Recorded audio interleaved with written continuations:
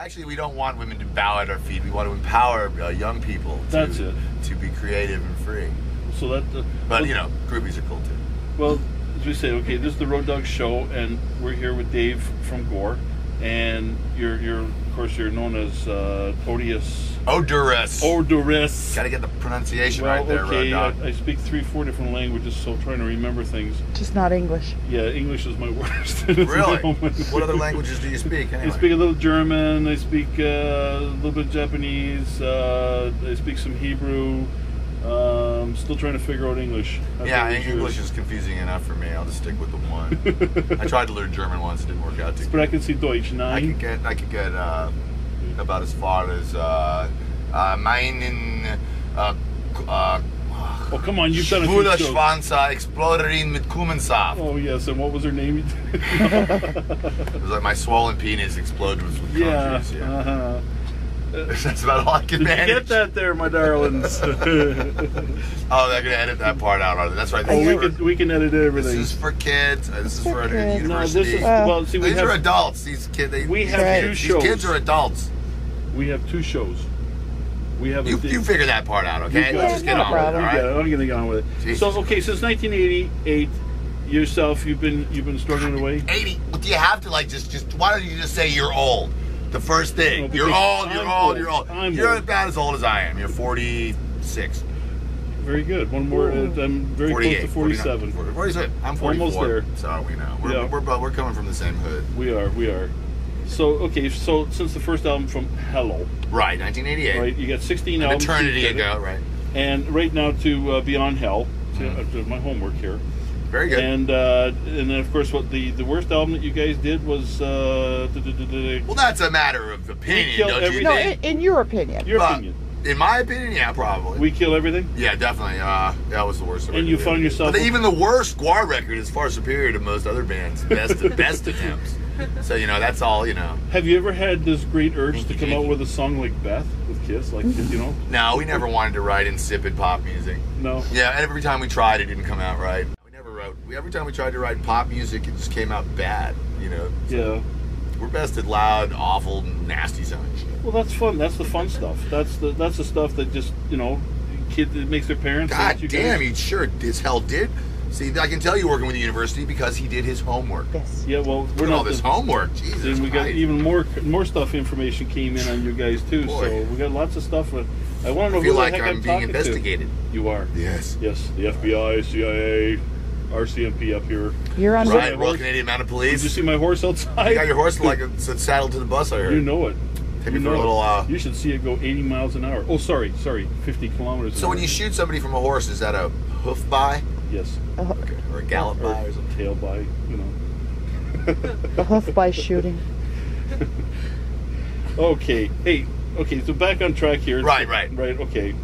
So basically, what would you say, you guys, since that worst album or CD that you produced that you yourself said, would you say you've gone more violent, upward? You're going the direction you want? And the other question that would sort of go hand in hand with that is the record label that you guys got going. How's it going? Is it going well? I am legally instructed by my lawyers not to say anything about the label. Okay. Because right now I can't say anything. Okay. So you can take that for what you want. No. You can say, wow. You can say to yourself, if things were going great with their new label, I guess he'd be saying so. So you can infer the true meaning when I say I'm not allowed to talk about it. I think you can infer what direction the relationship has turned to. We've hit a nerve, folks. No, it's just you've definitely touched on a very vital part of our whole business structure. So I've been there. Yeah, you know how crappy the labels can be, and in general, they have been. Actually, I find myself missing Metal Blade more and more every day. They're a really excellent label. But just since the reason we kind of did that We Kill Everything, and it came out all over the place, is because we were having a lot of turnover in musicians, like in that period. It was I've had basically the same guitar player and drummer and same core of artists since the beginning, with a few changes. So Brad Roberts, Brad and Mike Dirks are still here. Mike Dirks, okay. They've been here pretty much the whole time. They're not on Hello, because Hello was really the first record we did, and we had no idea it was even going to be a record, much less lead to a recording contract and you know, Metal Blade Records and touring around the world and all that stuff. So it was really the first serious, like, real Gwar album I kind of consider to be the Scum Dogs of the Universe album, and Brad and Mike are both on those. Not to, you know, belittle the first record in any way, because it's beautiful, but yeah, so it's Hello, then Scum Dogs. Then we go all the way Reagan Rocks is the one I remember the most myself. And then Rockin' album. Yes. God, we do have a lot, don't we? You sure do. Yeah. You've been there. And plans of keep many more, right? Yeah, well, right now we're on a real roll. I mean, we just finished the Beyond Help album. Came out like over, almost 2 years ago or something. And we've been pretty much touring ever since.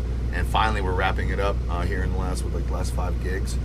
And yeah, there's every indication there'll be a Gwar album after that, and after that, and after that. What I think direction we're going in the future is more of having our own, you know, business that distributes our own music, you know, digitally through the internet, and you know, it's downloadable, just like most people are, like a lot of people are getting their music nowadays, and kind of getting a lot of the old rights back to a lot of the old music, a lot of the old albums, and making all the money ourselves rather than done it yet. The only reason we're considering doing it is because the technology now is available to make it a lot easier to do than it used to be. You know, we can throw up new music on a server, and you can put in your credit card number, and you can download that music directly to your hard drive. And you know, if you don't have a computer, you can plug in your iPod and get it that way or whatever. It's just you know, it's a lot easier to distribute the material if you don't have to worry about physical distribution. This is true. Good idea. Next question I have with you is, how did it feel? I'm sure you've been asked this before, but you were denied access to your hometown to play. When was that?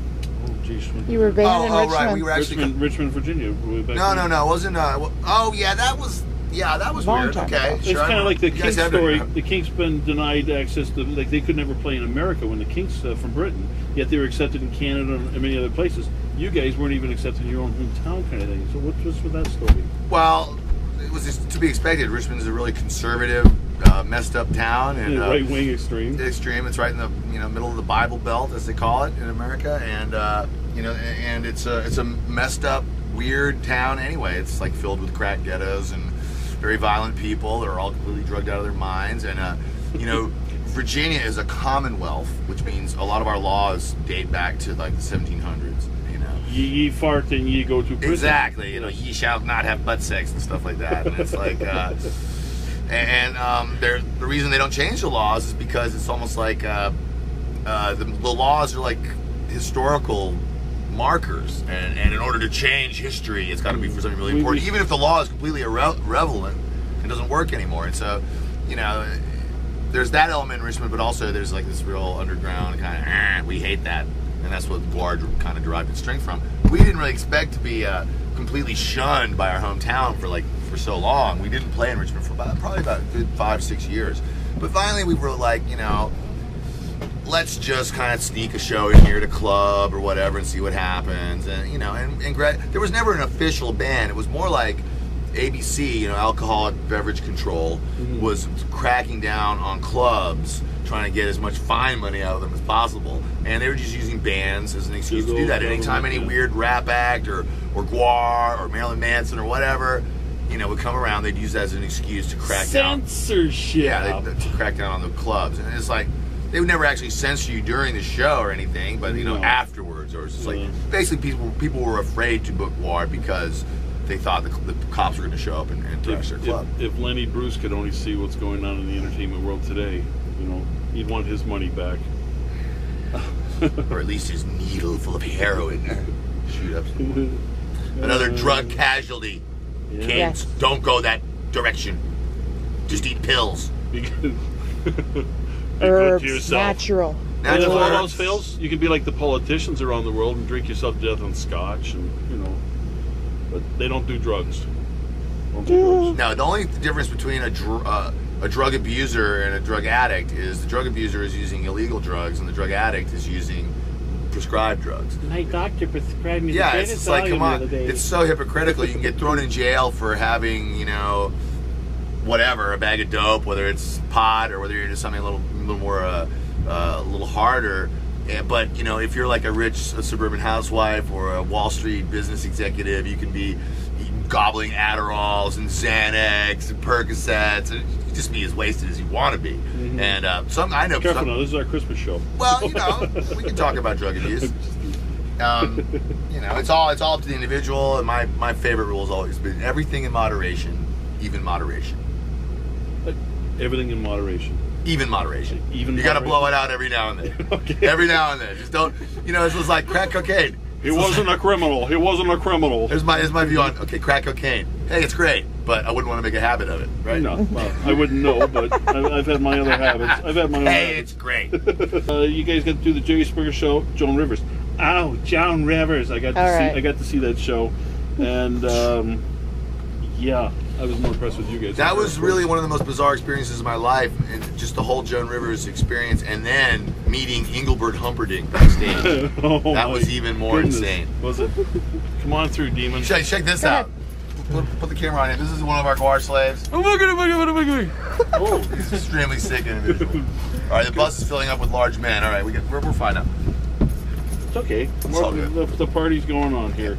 Yeah, they just don't get your satire at all. Your negative, the negative experience from it.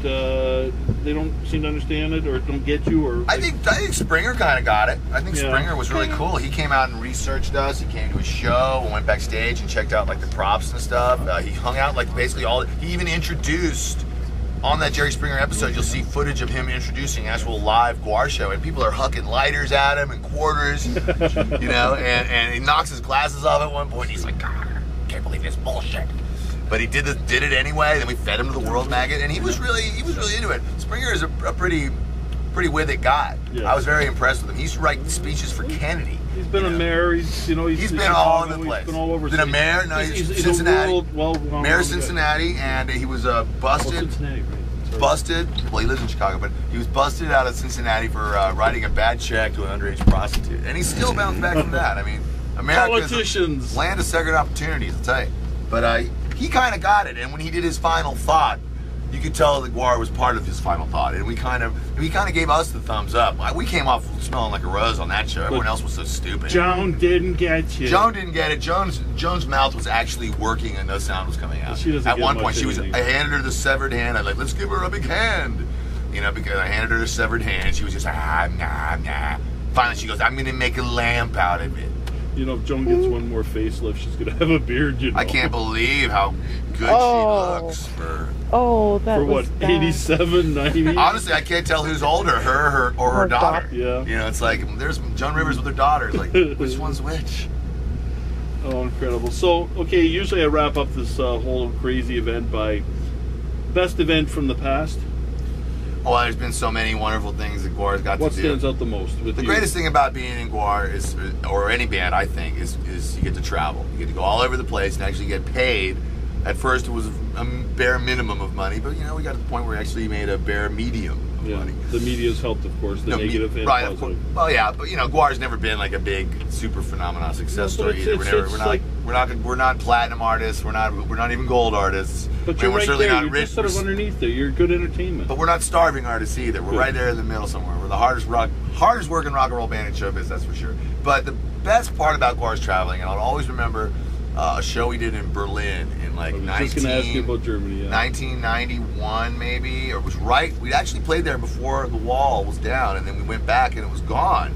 And we actually played one of the first like big festival rock and roll shows in East Berlin. Yeah. And those people had nothing for years, and they freaked out on us. They couldn't believe it. They were like, build the wall again. Bring back the wall, please. So I'll always remember that playing like Eastern Europe is like some of the most vivid memories I have, because people over there are just so different. You know, the further away you get from home, the more different people are. Yeah. And I also think the less they understand Gwar, the further you take it away from North America, the more shock value you get, the better it is. You just like, but you have to like to appreciate Gwar, to like Gwar, to support Gwar. You have to kind of get the humor. You can't just be like, oh my God, they're like barbarians from outer space. That's very dismissible. That's like a one-trick pony. People who love Gwar in Canada and America are much more, you know, they're into all the jokes, they're into all the characters, they're into the songs, you know, they see the satire and politics about it. When you get it over to East Germany, they're just like, huh? They don't understand what the hell's going on, but they like entertain me, yeah. They were completely freaked out. Well, I find you guys very much so, like I threw it, you get the Manson, you get the zombie, you got Alice Cooper, you throw it all together and you got War. Well, I would throw in a good dose of Monty Python. Oh, that's good. And George Romero, and I think you're there all the way. Awesome. Your mother was Yeah, Rob Zombie stole everything. Everyone who came after Gwar stole everything from us. Not necessarily everything. A lot of people, and this is a direct quote from Rob Zombie. He's like, when I saw Gwar, I looked at Gwar and I was like, wow, I want to do that, except I want to make money. And so his version of Gwar is the Rob Zombie version of Gwar. Is Rob Zombie, and it's kind of a PG, soft core horror show. Yeah. And Gwar does the extreme. One step up from Vincent's show. Yeah. And we take it to the extreme, and we're still on top of the bottom after all these years. That's okay, but like you said, you're not a starving artist. On top of the bottom, I like that. I'm on top of the bottom. Well, you guys are from the underworld. We are, and we're going back there soon. This tour will be over, and we'll go return to Antarctica. Is that the end of the world when it happens? No, we didn't destroy the world this time. We just took over hell. The latest opus was Gwar's. See, we're really going for like every album kind of tells a chapter in the story of Gwar's life, and as long as the characters are fun, I don't see any reason to stop doing it. We've really created our own like Marvel comics, Greek gods, our own mythology. Oh, speaking of that, sorry to interrupt you, but that's another question I had quickly to throw at you. What about the action figures? What's happening? The guy was I think that would sell. That was, yeah, but you know what? Okay, I'll tell you the story of Gwar action figures. It's the same reason we haven't gone to Japan. It's the same reason we haven't made a full feature film. No Budokan yet? Because you can't put Gwar in Walmart. My son-in-law's going to Budokan to do a tour with his band. Well, I'm sure your son is in a band that doesn't wear 800 pounds of bloody latex. No, he wears a nice little Beatles suit. So. There, yeah, exactly. It's a lot more palatable, and it's a lot easier to do, and they don't have to you don't have to fill a shipping container with 8 tons of costumes and props. You can rent your amplifiers there. You could do that. Yeah, you can. Yeah, if you're just a straight up rock and roll band, even if you're wearing a Beatles suit, you can just fly over there basically with your personal belongings, and they'll have everything set up for you. Gwar is a much more massive undertaking, though it's not unthinkable that it could happen, and hopefully it will one day. We've had Japanese tours booked, ready to go, and at the last second the money just wasn't there, and it was like, oh well, it's not gonna happen. It's like, yeah, you gotta buy 13 plane tickets for Richmond, Virginia to Tokyo. That's gonna be $43,000. Ah! Oh, is that all? That's all. Today, where are you today? We're here in Kitchener. That's cool. We're in Kitchener, Canada. We've never played here, I don't think. No, we've never. This is I have some buddies of mine that they were just excited, crazy. That you're gonna meet Dave, you're gonna meet the band. Oh my God, I'm not kidding you. But you see the head's getting bigger and bigger, and it's already huge. Oh, good. Well, that's is that what the hat's for? They keep the hat that keeps it all in there, so they don't. Am I like pumping the Redskins too hard today? I got my hat and the jersey on. Well, the future. Well, I've never really seen more than about a year into the future at any time. Okay. Now I'm trying to look more like maybe like a 5-year to 10-year. The 40s hit you. You start thinking a little bit further. I better start figuring out what the heck I'm going to be doing when I'm 60 because I'm not going to be able to do too much. But no Mick Jagger here, right? Well, these guys last forever. I think bands can really go as long as they want. I saw some guy in the NFL playing the other day. He was like 38 years old and he was returning kicks. Okay. I'm like, geez. Guys like Jagger and the guys in Kiss, they're not that old. They're still, a good 20 years older than I am, 15, 20 years older than I am. They still strap this stuff on and get out there. Team's touching 60 soon. Yeah, it's just like, I don't see why we can't, because we have all these big costumes that we wear. It doesn't matter if we get fat or old, It kind of makes it look better even, It's like, we look like these, no one can really tell who we are.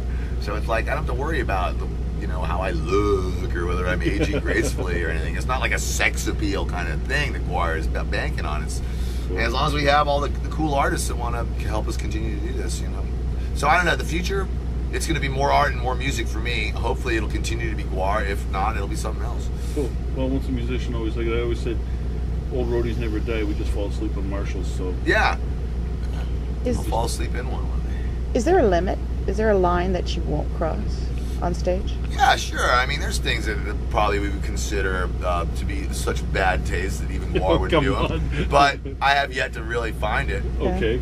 In a world as hypocritical and deadly as ours, for people to get upset about what a bunch of weird smoke, and just loosen up. Weird ex-college art students are doing on stage, parodying and satirizing current events that are real with a rubber monster puppet show, if you're going to get upset about that rather than the real event, It all started with Sesame Street, see? then I think the problem isn't with the band at all. It's like people actually get more upset about things we do and say than the things that inspired us to do and say them. And may I they think never that's censor you. ridiculous. May they never censor you. Well, you know, it does happen. We just played in Boise, Idaho recently, and they made us cover up our butts and not wear our big dicks. Oh. And so we were like, well, we have a lot to offer besides our butts and our dicks. So And how many times did the schlong come out behind the towel? I made it even worse. What I did is I still wore the schlong, but I wrapped gauze around. I pulled the balls up and I wrapped gauze around the whole thing, and then wrapped duct tape around that, and then broke a bunch of blood bags on it. And I was like, oh yeah, I just got back from the free clinic. I was having venereal warts attached to my penis. And it just made it I covered it up like they asked me to, but it just made it more horrible. So. And the kids went nuts for it. And then I just took the opportunity to rag on the Boise police in between every song. Good. And like then we remember right before I went on stage at Idaho is where they just busted the local congressman for like trying to solicit sex in like a public bathroom. Yeah. So then I was like, yeah, we just kept going on. Oh God, it was great. And then after the show, I was putting on. Nate, you can run through. It's good. Yeah. Everyone else has. It's I get you on film though. You got to turn around. There we go. Say cheese. Okay. That's another. Hi, Mom. But Another warrior. another warrior. That was right. But I can't remember what I was saying. That's all right. We got The We got- politicians getting arrested for. Oh right. So yeah. No. Swinging Then slang. I was in the bathroom after the. I was in the dressing room, and this cop walks in. He's out of uniform, but I Here can we tell go. it's a cop. Yeah. And he's smiling all across his face, and he's like, "That was so funny. That stuff you were saying. That's So hilarious." he got you. Yeah. Cops love Gwar. That's good. It's just sometimes their bosses compel them to do stupid things. Yeah, they spend too much time in a closet themselves. So. Well, yeah. I mean, I don't know. I don't know a lot. I don't know a lot of cops, but the cops I do know are generally cool people, and they love Gwar. Especially the Detroit Police Department has got a thing for Gwar. They're crazy down there. They're insane. Yeah, we got this big cop friend named Lurch. He's like 6'7". He's like, come on, let's drive around in my car. He saved my finger. Yeah, he did. He's kind of like a bull from Night Court, then, eh? Yeah, but he's got hair. He has hair. He's got hair. Okay. Well, okay, we got to wrap it up here, folks. And thank you very much for joining us here. This is the Road Dog Show, and we're sitting in the Gwar Dome here. And any last words? Last testimony, the Father, Son, the Holy Ghost, or the hell with everything. And straighten up, you punks out there. Work hard, and you will do well. Remember everything in moderation, including moderation. And stay in school. Always watch behind the ears. Oh, you heard it, folks.